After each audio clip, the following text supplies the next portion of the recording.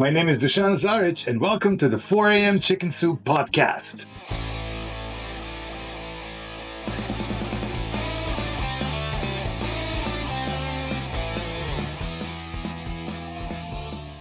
Good evening, everyone. Welcome to yet another edition of 4 a.m. Chicken Soup. We're here at the barrage, hanging out in the wee hours and entertaining some really cool conversations and drinking some really good drinks. And tonight I have a really great pleasure to actually have at my bar two musicians, people from the world I used to kind of flirt with back in my day, but to a world that I'm severely attached to and that I follow with great passion. And I have two really amazing, talented people here with me tonight. And I'm hoping that you are going to enjoy the conversation with them as much as I will. So please welcome, she is Emily Cable, the leader of M Cable Band, a super talented singer-songwriter. Welcome, Emily. Oh, thanks for having me. You're so welcome. It's a pleasure to have you at the bar. How do you like our barrage? Oh, I love it. First time. Yeah, it's cool, right? Very cool. Yeah. And he is Serge Milenkovic, my best friend since we were 6 years old. According to some people, not him, the best drummer in Los Angeles. I can attest because he is pretty much the only drummer I ever played with. So for me, he's certainly the best. But he is a fantastic human being, a really dear friend, somebody who is not afraid to call me out on things that I do wrong, which true friends, of course, should do. So please welcome, Serge. Thank you, Dushan. Great to be here. I love this place. Thank you, man. Any excuse to be here again is great. Yeah, welcome, guys. So I want to start this by just kind of having you guys tell us a little bit about yourself. Oh, cheers, by the way. Cheers. All right. Cheers. We're drinking now a Billionaire Cocktail. Actually, you are. Made with Old Forester 100 proof bourbon. Thank you, Old Forester, for being a friend of the show and sponsoring us this time. And I'm drinking the same thing, but on a big rock. Cheers. So, guys, please, let's start. Tell me, Emily, a little bit about yourself. What would you like people to know? Sure. I'm born and raised from Philadelphia, and I've lived here in San Diego for almost 10 years and have been playing music since I was younger, but really only started taking it more seriously as like a career and my passion about 3 years ago. So I just kind of play all around San Diego, sometimes in LA, and hoping to keep doing all that. Yeah. I mean, I watched you play and I heard you sing and I was very impressed, actually. And so I was like, I want to talk more to Emily. So what got you into music? Like, where did the bug bite you? Oh, what man. happened? I mean, honestly, since I was pretty young, we had a piano in our house and I always was just kind of messing around with that. And my mom and my dad are both really big, like, they don't play music that often, but like they're big fans of music, and there was always music on in my house. My sister does musical theater. She was, that was like kind of her thing through high school and college. So we're just kind of a musical family. And then I got a guitar when I was 16, so I started playing then. Right. And then I kind of never stopped. Okay. Yeah. All right. So musical family. That's cool. What kind of music did your parents listen to? It's probably something I like. Oh man, my dad. They have like kind of overlapping tastes, but my dad was really into like Pink Floyd, Nirvana, a lot of classic rock. My mom also is into classic rock. She liked Aerosmith a lot, Queen, some of the more funky stuff. I was right.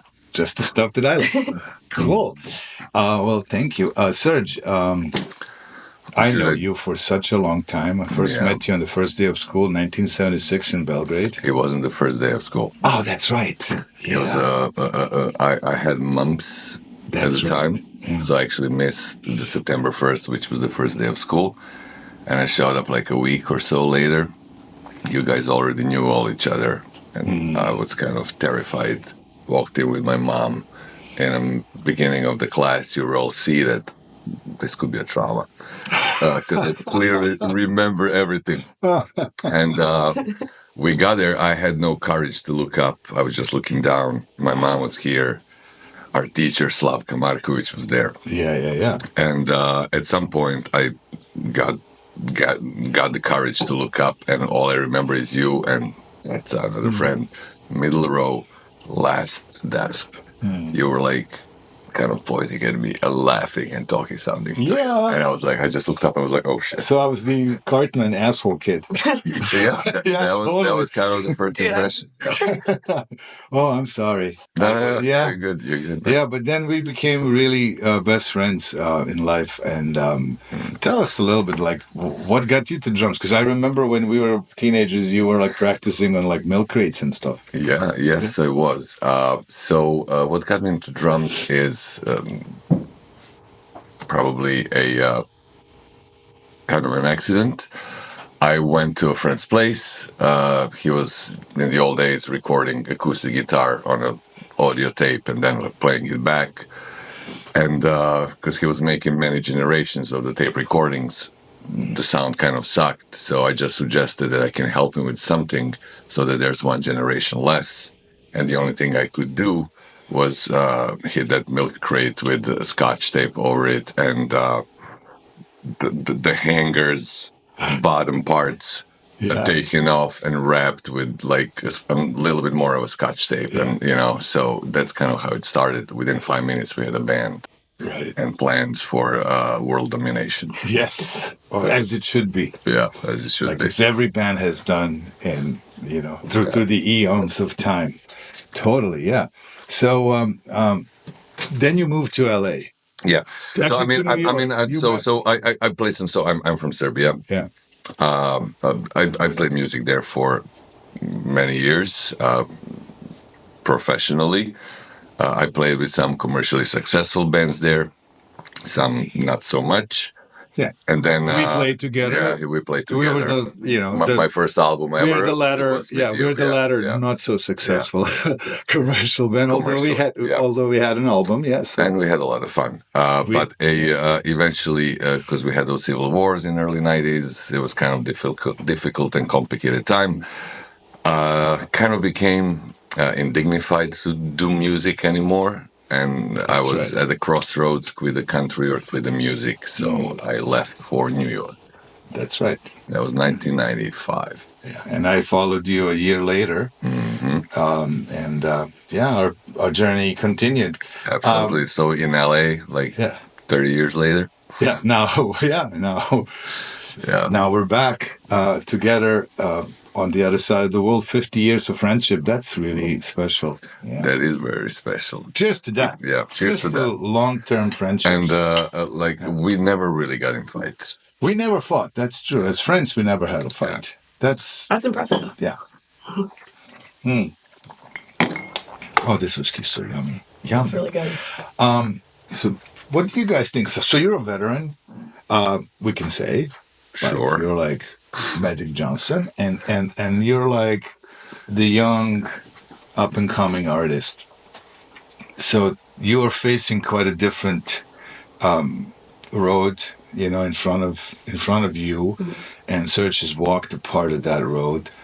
And the music business is certainly nowadays quite different than 50 years ago or 30 when we were active, when we were young and handsome, if I may add. Not anymore, but back then. Sure. So, depends on the number of drinks. what do you guys think about, maybe, Emily, you can answer, how do you see yourself moving forward in this industry and in your art, and what do you want to say? What do you want to communicate with your art? It's a loaded question, but just kind of give me what is it that you want and how do you see yourself in this industry? Yeah, I mean, I think for me, the most important thing that I've always kind of focused on is the writing of it, writing the music. My lyrics are important to me, but I want them to mean whatever they mean to whoever's listening, right? So, I know a lot of artists like to kind of tell stories about their songs or explain. A lot of times I just don't really say much about it because I'm just here, this is part of me that, it's something that I experienced or something that I've seen or combination of experiences that make up these songs. But I'm and then I just package it up and I'm it's yours. And I want, people to just, digest them, enjoy yeah. it, ingest it, think about it, not think about it, like Sure. it, not like it. But yeah, Sure. I think that's what drives me. It's just is the writing. So do you feel like an urge to like put stuff down on paper and write about things that kind of are in your inner world, or how does it work? How's your writing process It sometimes is happening? that way. It sometimes is that way. Or something happens and then I have to sit with that for a while and I don't write about it right away, but I might just like jive a bunch of notes in my phone or just on the pad in my house and just like I'll come back to it. Sure. So sometimes situations or thoughts need breathing room too. I don't write the songs right away usually, but sometimes I have. Sometimes I've seen something and I just wrote a whole song in a half hour. Do you usually come up first with harmonies or lyrics? I always, pretty much exclusively, they go together for me. So I don't typically write lyrics without like a piano or a guitar just to have like the notes, that I'm going for, to have a melody. I think it's difficult to do without that, but I know folks who do and they're successful with it, but I usually need both at the same time. Yeah. Yeah. Yeah. So how important is live performance for you? Like how do you because I've seen you on stage, you're not this, obviously, and I don't think you should be. Right? It's like there is a Stage persona. Yeah. performer, right? Yeah. That kind of personality that comes out. And how does that work? Is it an energy increasing process? Do you have to work on that? Like, what does it do for you? Do you want to go out on the road? Yeah. 'Cause a lot of people say it's hard on the road. I've heard that it is. I mean, you guys probably could speak more to that than I can, but I think for me, like, live performance is my favorite part, honestly. Yeah. Because when I first started doing this, besides the writing, and I would do that on my own before I started playing out, but as soon as I stepped out and started open mics, like, I just never wanted to stop. Right. And I think I have worked on what we're saying of stage persona or, like, stage energy is a process. Like, I don't think anyone really just comes out of the gates, like, feeling 100%, 1,000% confident, and you kind of learn about yourself when you're performing and how you want to be perceived without overthinking it, right? You just want to have a good time too, and you want everyone there to have a good time. So Of course. if you're having a good time, they're having a good time. And I try to like remember that. It's like what the stage energy that like the guys in our band, David and John and Alan and I, have a really great stage chemistry, and that's, people have said that to us a lot. They're like, we just really love watching you guys. You guys look like you're having fun. Yeah, it's great. Yeah. Like what I always like to see when playing, if there's any like the staff around, the tech people, if they seem like they're into it, like you're like, I'm golden. Yeah. Yeah. For sure. Yeah, because, I agree with that. I think if the band doesn't create that dynamo between themselves, that energetic thing, right? Then other people can't really catch on. And you can sense this. Like I've seen famous bands that maybe that evening's performance, they just didn't turn on that dynamo for one reason or another. And you can sense that, So you're right. I sense that with you guys. Yeah. Thanks. Serge, what do you think, like, about your moment now in your life, in your career? Like, did you ever imagine you're gonna kind of get right where you are right now, or did you have other plans or other hopes? Yeah, I mean, I think about it sometimes because I'm of the age where sometimes you kind of got to reflect, especially kind of these days, trying to settle some scores and put some things in order. And I usually go back to this line on my journey in this country that was originally foreign to me. Now it's kind of me. I'm an American. America. I'm an American. Yes, you are. So if before I left Serbia, if somebody told me that I'll have a couple of gigs that I had and I'll play with a couple of people that I played with, and that was going to be it. And if I would take it, I would take it. So, but that's from that perspective back then, right? so I mean, okay. So what I'm saying is, if now I reflect back and things that happened to me, I realize that it was all worth it. If somebody told me before I left that I was gonna have only parts of the things that I've had, I would be It would still be like worth it it. would be Yeah. worth it. Yeah. That's great. Yeah, it really is. What That kind of said, man like though, wish for more like this? Yeah. yeah, I mean, I've followed my heart. I've done things that I've thought I should do. I never ever faked it. I can attest to that. I never ever faked it for a selfish reason. I always said the theory, like, if you don't know what to do and you fake it and you fail, it's like double bad. Like, you failed, and like I was an idiot that like tried to do something that I'm not.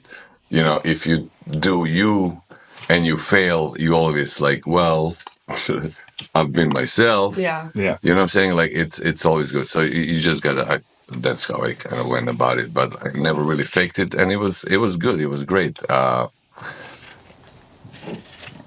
And I hope it's not over. Yeah, I hope so too. Yeah. Is there anything you regret? Did you have like things? Did you like audition for like a big band or that didn't happen? Or like, do you have anything to share? Yeah. Like, and especially, do you have any advice?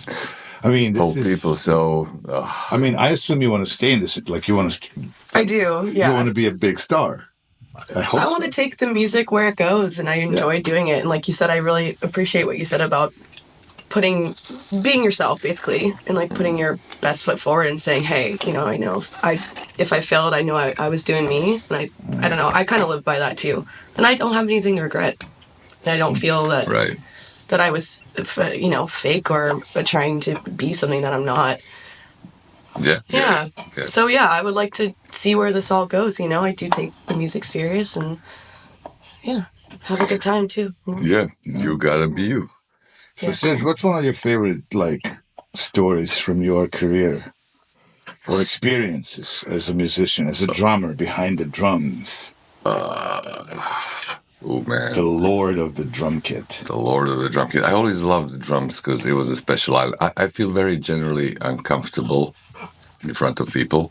Weirdly, although I chose stage early on in life as a place where I want to be. But however, drums are always, it's a little island. Like, I'll walk, like the walk from the side of the stage to the drums is not really comfortable, but I kind of don't know what to do with myself. Balloon hands. But once I get there, it's all good. Everything changes. But I kind of, it's my world, and everybody else is kind of in it. And I can choose who's important. And for me, who's important is the guys on the stage, the audience. Well, not so much. That doesn't sound that, but like I just believe that like if we are jamming and we are like with each other and we feel good about it, they're good. Yeah, like of course. That's what I came for. Like, I don't really need to cater to them. I like talk to them, like, at least from my perspective. Like from behind the drums. Yeah. Yes, and philosophically speaking, like, even though you could be a frontman, still, I personally prefer frontmen who are very sensitive to their backs and like they know what's happening behind them versus like look at me, look at me. This is like, how criticism. I'm with that though. I think it's important to be. Yeah, like if we're a team, if right? we're good, everybody else is going to be good around us. Because in this particular space, the only thing is really happening is us playing, right? That's right. If we feel good, everybody's good. Come on, give us a story. Give Emily a story, like something to look for, something to watch out for, something to. What would you do if you were in her place right now? What would you do? Oh man, I don't know. So the world has changed so much. The music business has changed so much. The one thing that I'm sure of is that with all this avalanche of digital everything, the one thing that still holds a value is live performance of any kind. Hence, everybody's playing now because that's the only money you really make. You don't really sell records, So live performance, merch, that's your money. Everything else is not happening. I always kind of like once I got hooked, I had to do it. And looking back, I did everything I could to make sure I had no backdoor exit. I can attest to that. Okay. I know the stories. Yeah. Yeah. So you would put yourself deliberately in a position where you had to go forward. You can back up from. Yeah, I mean, it wasn't really. I mean, I don't know if it was deliberately or not. Like, was it thought through? But it just looking back, that's how it came through. Like, all the moves I made were concerned with just one thing: can I play or not? Yeah. And I don't know. That's what I like doing. That's what I do, and. Everything else is less important. It'd be great to have a couple of $1 million, but if I don't, it's okay too. Okay. Yeah. So, do you have any questions for him?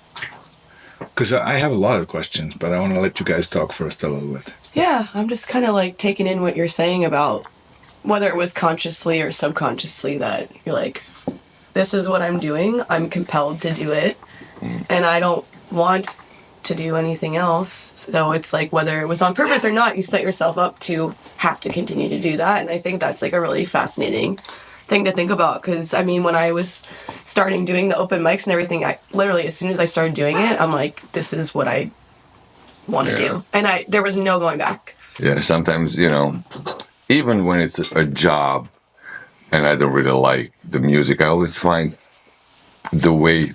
This is interesting. Well, but you're actually a singer-songwriter. But for me, as a session guy, I think I did well in a session world because I have this idea.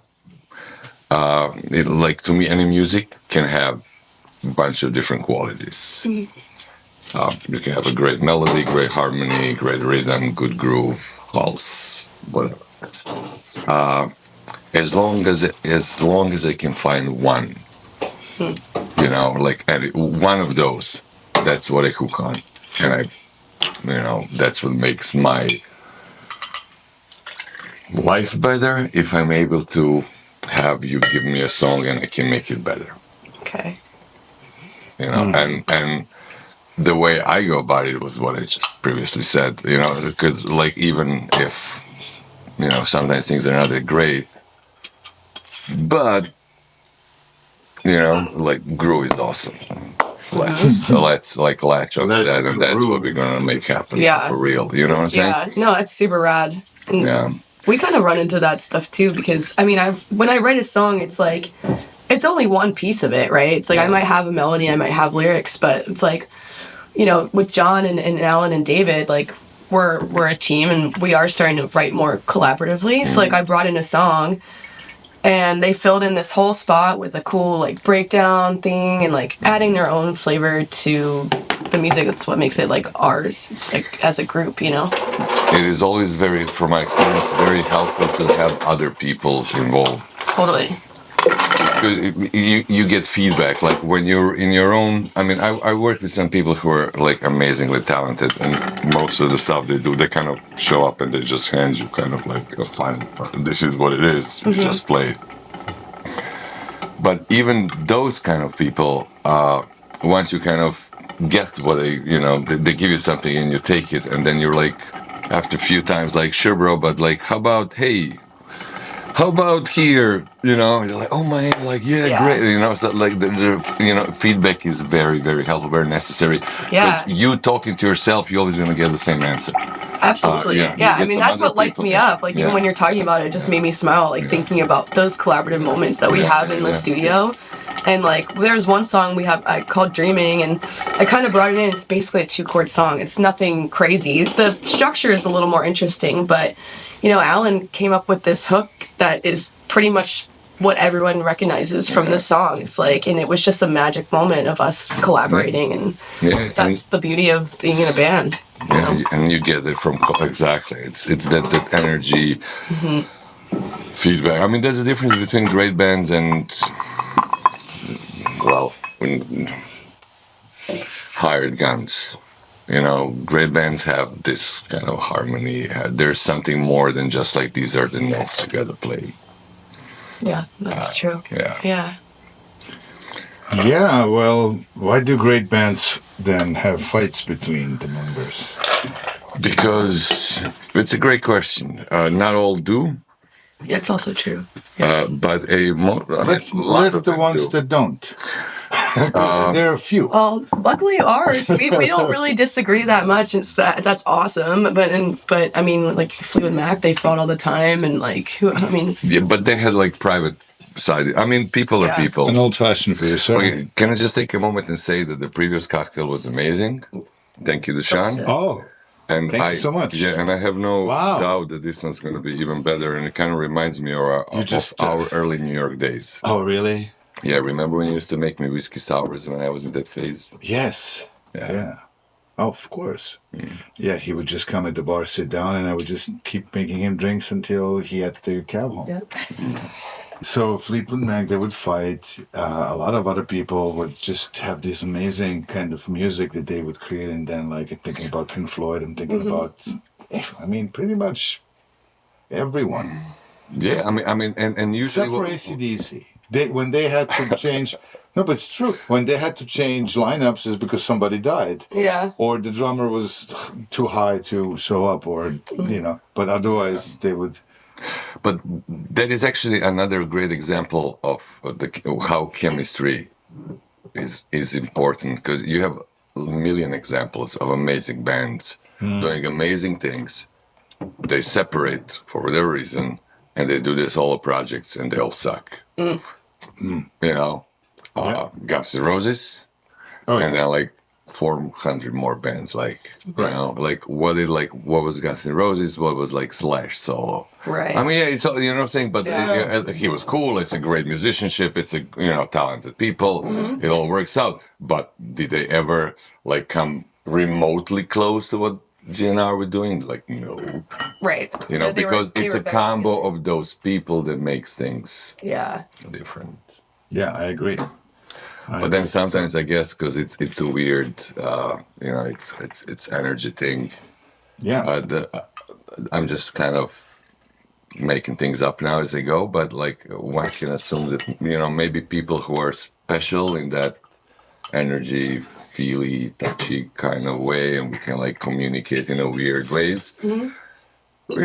Some things we have some channels open that sometimes in a real life can like clash. So it's a different skill set. Yeah. It's a different skill set to create the music and be successful. There doesn't mean you can have great interpersonal intelligence, right? Yeah, definitely. And skills. Yeah, I found that to be the case with a lot of people in different fields. The fact that somebody is a really great, CEO doesn't mean that they're a good dad. Or a good tennis player. That's right. Well, Sure. tennis player is good too. This episode is brought to you by Old Forester Bourbon, one of my favorite bourbons. Serge and Emily were enjoying the Billionaire Cocktails, although they're still not billionaires. And the Billionaire is one of my original cocktails that I put together around the time when we were opening employees only in New York City 20 years ago or more. It is kind of a variation of a whiskey sour, but we used our grenadine that we used to make back in those days. This cocktail really works well with high-proof bourbon. And so for this drink, I'm going to use Old Forester and show you how to make that at home. So let's begin. 2 ounces of 100 proof or bonded Old Forester bourbon. Then, very typical ratio, 1 ounce of fresh lemon juice. Here we go. Half an ounce of homemade grenadine, the recipe for which you can find in the show notes. Here we go. Because this combination of ingredients won't alone bring you all the body that you need and combine the flavors. I use a small splash of simple syrup to just up the flavors and combine them in a proper way. And last but not least, a few drops of homemade absinthe bitters, which we're also going to use to coat the glass. But this time through an atomizer, just like this. Okay. The drink is ready. Let's shake it up.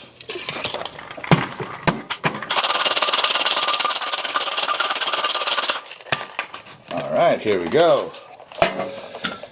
There's no need to double strain the cocktail if you're using a very fine and dense coil like I do. So just feel free to pour the drink into the glass like this. And back in those days, the garnish game was not as fancy as it is today. So we decided to garnish that drink with just one lemon wheel, fresh lemon wheel. So I'm going to follow the tradition and use the same thing here. Please enjoy the Billionaire Cocktail. Thank you, Old Forester. I'm confused a little bit by this new onslaught of music, because the quantity is, for me, sometimes overwhelming. I can't really make up my mind, and I don't have the channels to hear stuff, maybe even from the music that I might like. It's just because the quantity of it is just too much. Yeah. How do you guys go about it? How do you find your niche, your bubble? Is the market there anyway? Is the market there for what's going on? I mean, it's a really interesting question. It's something that we have to think about, and it's becoming more prevalent, as we keep moving, especially with social media and TikTok, and everyone's attention span is like a bare minimum. And someone might be into a song for 5 minutes, and then they forget about it. Sometimes, not always, but to your point of the quantity, there's just so much going on. For example, like recording, I think right now people aren't really doing full albums as much as you used to. People are dropping singles. You might do an EP or something with 3 or 4 songs, but it's just because no one's listening through an album all the way. Yeah. Like, you're just not. You're on Spotify, and then it goes to the next thing. It's all about the single, right? Yeah, so it's about hits and engagement on social media, which is a whole thing that I'm trying to still wrap my head around and engage with more. Being present on social media is a big deal for a band. Oh, yeah. That's how people can discover you that don't know you. You got to put videos out and engage with people. It's interesting. Yeah, I don't know where we're going really yet. Yeah. Yeah, I definitely don't know, because I don't really follow anything. I truly don't. I just can't. I gave up a while back. I'll occasionally here and there hear things on the radio. But yeah, music is developing in ways that are somewhat strange to me. But I try to embrace it, understand it, and I see it for what it is. And I see the value in it. It just so happens that the value that I see in it is not my preferred kind of a value. Right. But, it's good. Things are as they should be, I guess. But, for example, you are sometimes a session guy, sometimes you work with bands. Yeah. You must have a preferred style of music that you like to play. No, so this is I get this question often. This is my answer. I come from a rock background. Okay. But then, now it's like anything but merengue, Why not merengue? What do you have against They don't really use drum kit. How about reggaeton? Reggaeton is good. Gasolina is good. I love Gasolina. It's All great. right, Gasolina's great. Yeah. So please, an old fashioned Yeah, for you, ma'am. All right, thank you. I don't That want- was delicious. There's a dead cocktail right here. All right. So, yeah, let's talk about this because I feel like if I would personally love the frequency of certain type of music, popular music, I would perform better. It's just more me. Do you know what I mean? It's like I don't. What do you mean if you like the frequency?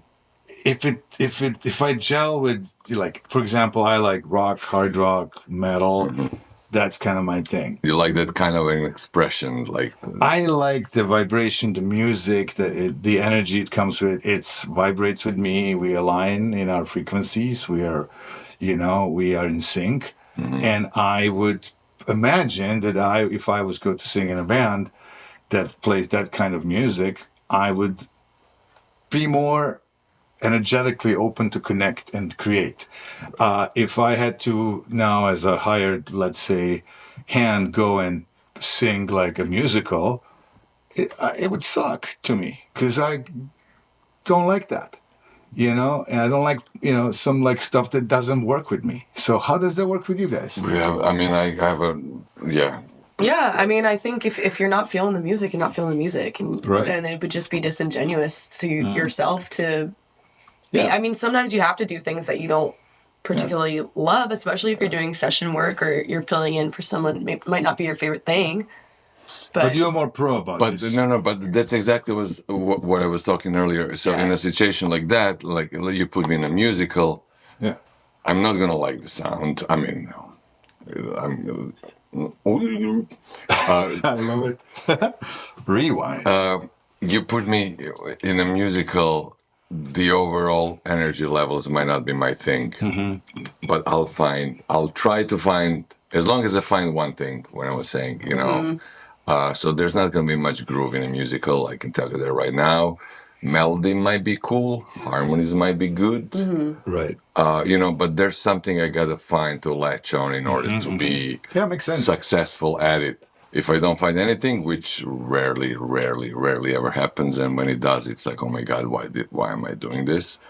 Then like, I don't know, like, and anything goes. Yeah. But like, I would find one thing and like, I don't know, like, a right symbol, like in a musical, like I'm just gonna like have it like work on that sound and like filling it up, and nothing else really doesn't matter. But you find a thing that makes you happy, so you can contribute with your happiness in order to achieve next level Right. of the composition. Yeah, sure. Whatever it is. In a great situation, everybody does that. Yeah. Yeah, so like you're more pro wanna, about this. Well, You're I mean, he's pro. He's pro. He's pro. If you want to like hire, like I was, in situations where you're looking for different kind of musicians, you got to bring somebody in. It's always a question: do I sound better with him or not? That's what it comes down to. Like, Right. if I don't sound better, like I don't really need you. Yeah. And like you said, chemistry between the Right. Those are musician exactly. experience, like Those are that now like creates higher the levels. thing. Yeah. Yeah. But you start with like, am I better with you or without you? Sure. So, what are your influences? Like, what bands did kind of move you when you listened? What artists? No judgment here. This is a bar. Oh yeah, This no, is a bar. I'm thinking it's it seems like that's an easy question. I always like scratch my head about it because it depends on like what era of my life I've been in. But I mean, Amy Winehouse was a big influence on me. Great influence.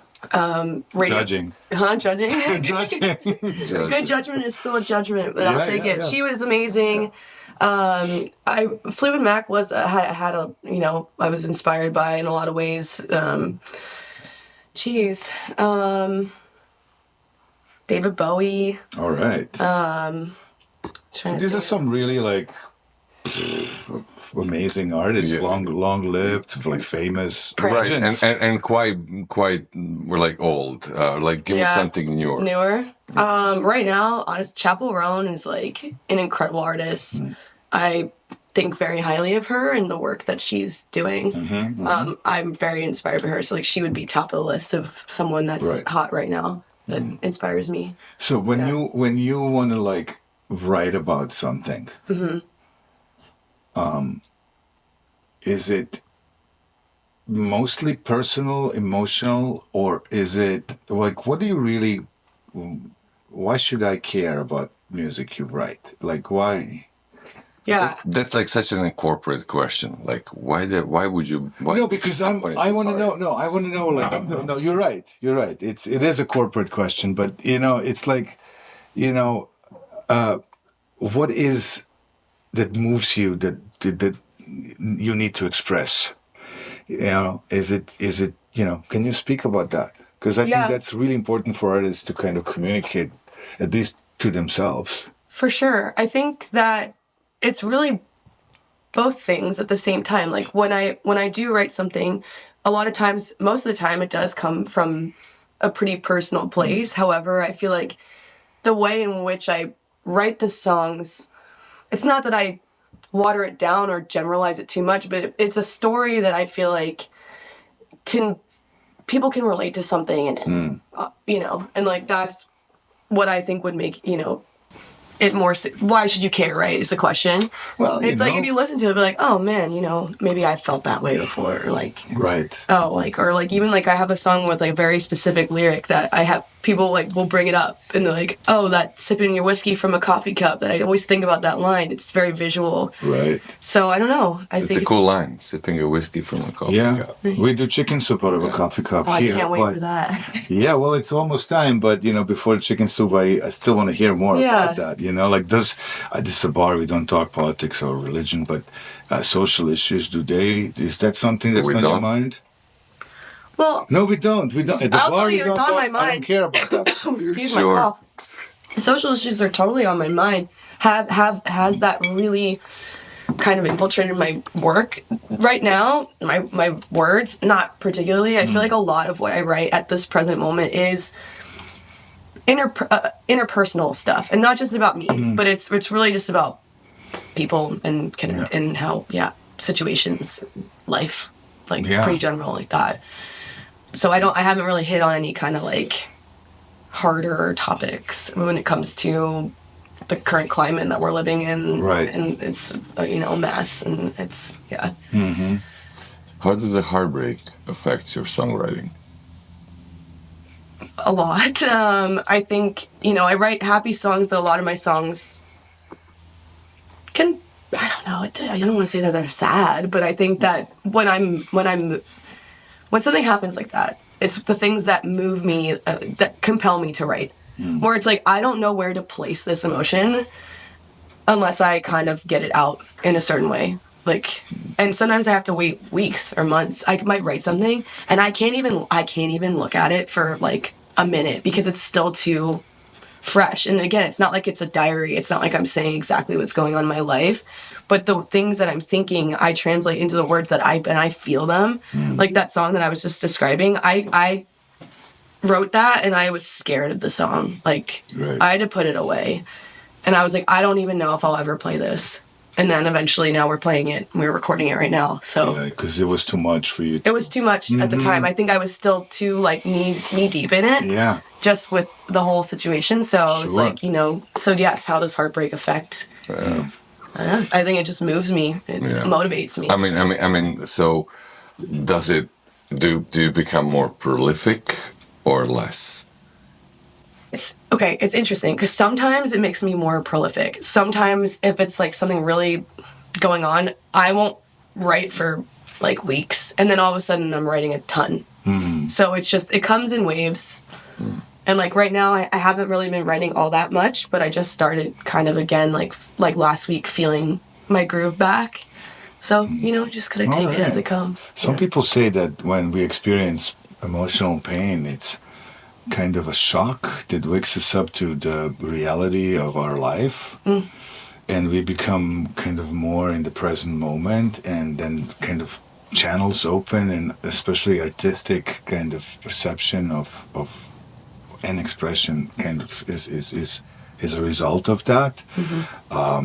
For me, and sadly, it only results in weight loss. But which is not sometimes.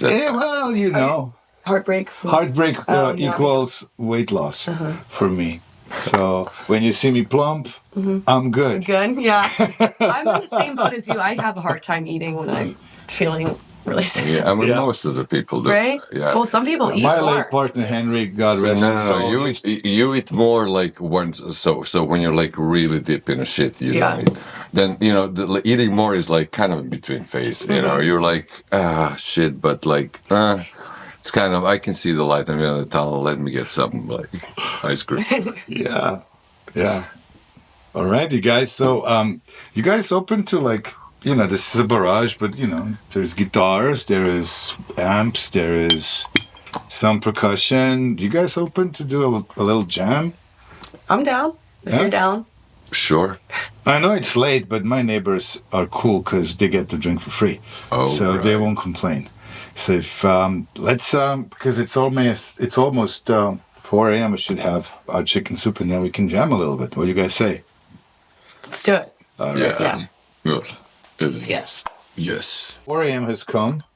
Chicken soup first for, of course, in my village, ladies first, Yeah. and then Serge second, and then I get mine third. Well, this is the chicken soup. Please enjoy it. But but your cup says something or doesn't anything. It says, It says king of fucking what? Everything. "That's right. You're a king You of got it. fucking everything. You're right, my friend. Sure. Yeah, your cup is blank. Sure. Emily, I want to tell you something now that we're kind of coming to an end. I got to close the bar before we hit the jam. When you play, lyrics or not, when you start performing, everybody in the audience shuts up and starts paying attention. And I think that's something that is what everybody who's making music kind of wants to hear. Because you get attention and you get that participation from people, and I think that's great. And that's why I really wanted to have you here, because I hope in the next few years you are on top of the charts. And I have to go through your people to get to you, to get you back on the. Never. Thank you for having me. No, of course. This is been wonderful. Right, Serge? Isn't that the thing? No, that's great. So I haven't seen you play live yet since I'm recording.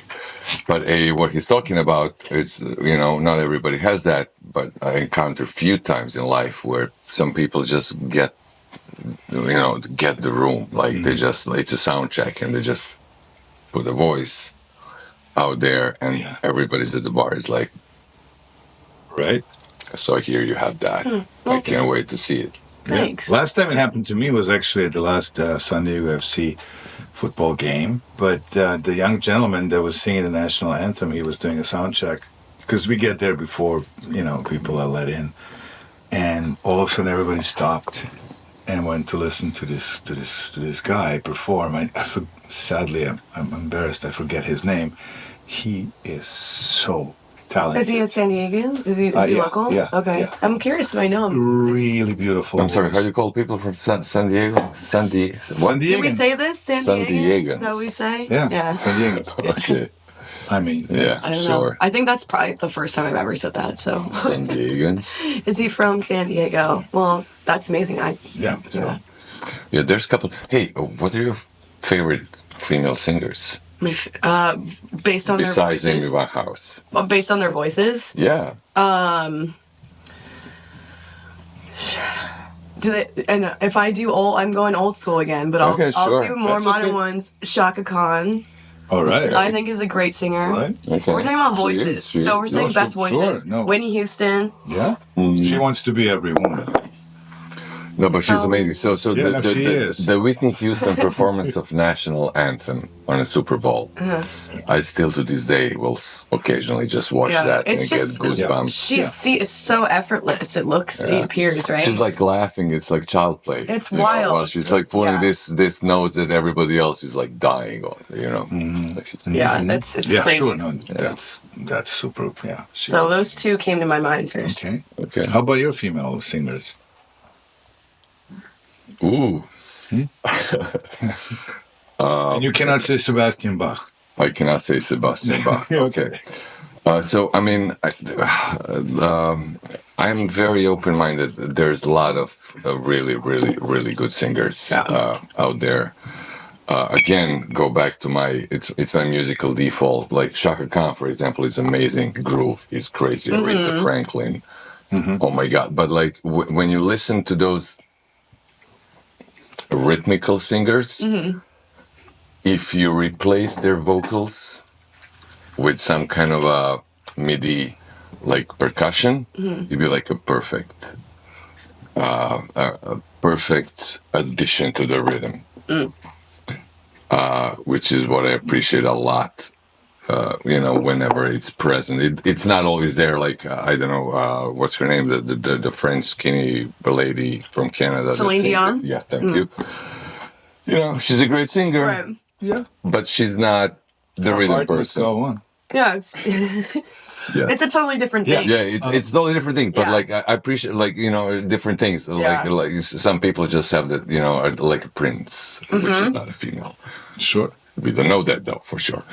But like when I talk to my singers in various bands I work with, like I'm like it's like a rhythm matters so much. Oh hell yeah.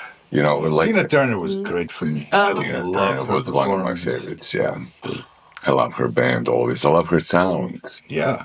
What do you think And of her, Tina Turner? I like a lot, and her stage like energy and like the showmanship of the whole thing is like fantastic too. I'd like to shout out something for Tina Turner. She's the only performer. Well, I'm not going to say the only I've seen that in her 60s, she like dared to put like 4 amazingly looking younger women on a stage with her, and she did not she looked the part. Like she's unafraid and she takes over, and she's still total rock best. star. She was Like, Just like yeah. elevating like these younger performers and saying like, "Hey, you're part of this," and not feeling threatened by that. Is that Exactly, not feeling threatened. And that's huge. Yeah. Yeah. She was always like like amazing versus like I know some stories where people, you get to a certain age and you don't really want your backup person to be better looking than you. You know what I'm saying? She not only did that, but she overtook. She was best always and forever. Yeah. Love Tina. This is for Tina. Yeah. All right, you guys. God rest his soul. Guys, thank you so much. Thank you. Thank Dushan. you. This was fantastic. Thank you, Emily. Thank you for finding the time to come here and hang with me till this late hour. I hope you like chicken soup. This should kind of give you a little bit of nutrition and rejuvenation until we go and jam a little bit, because it's that time. So everyone, thank you so much for watching. Don't forget to subscribe and give us your thumbs up. And most importantly, stay legendary. See you next time. Hi. So I just want to take the time to introduce Emily and the band to you for this amazing jam. So obviously, Emily Cable, Serge Milenkovic, Nash Amanovic, and Sasha Panic, also known as Mexico. So we can say that you are M and the Itches today. I'm in the itches. Yeah, Here for that's it. us. All right. Let's rock on.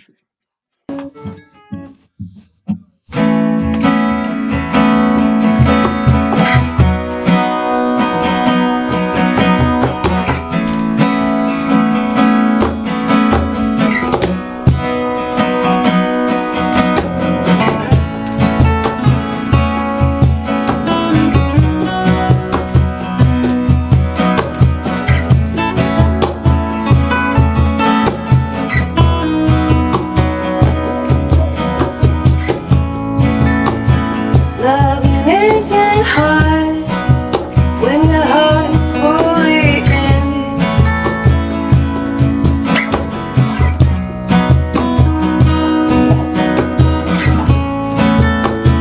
Lying in my bed, still feeling your skin.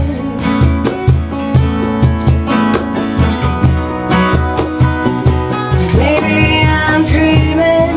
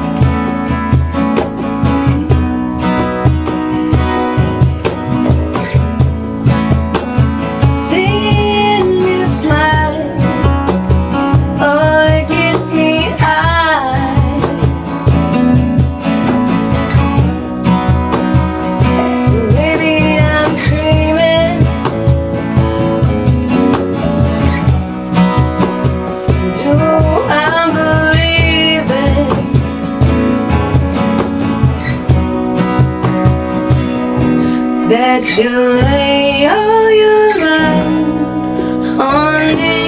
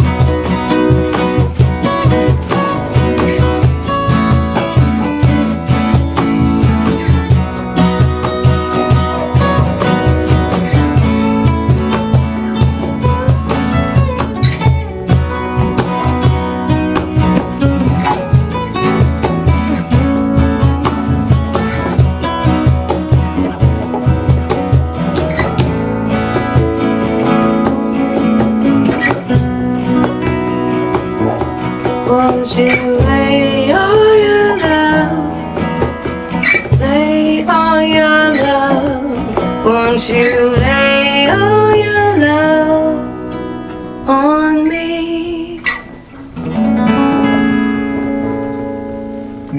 Yeah! All right. Okay. Now back to the velvet underground, back to the floor. Let our love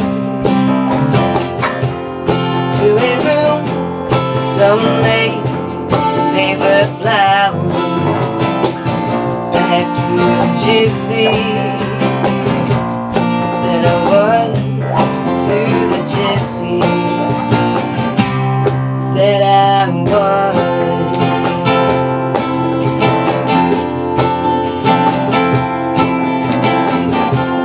And it all comes down to you, but you know that it doesn't light and shines. Maybe once, maybe twice, and you light up tonight, and you see your gypsy. You say, hey, hey, baby, see your gypsy.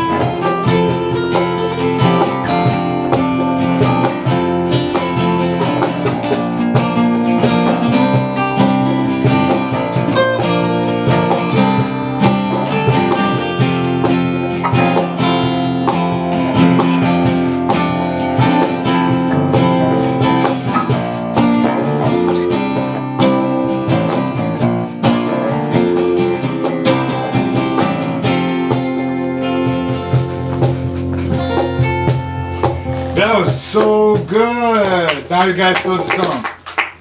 They never heard the song before. I did.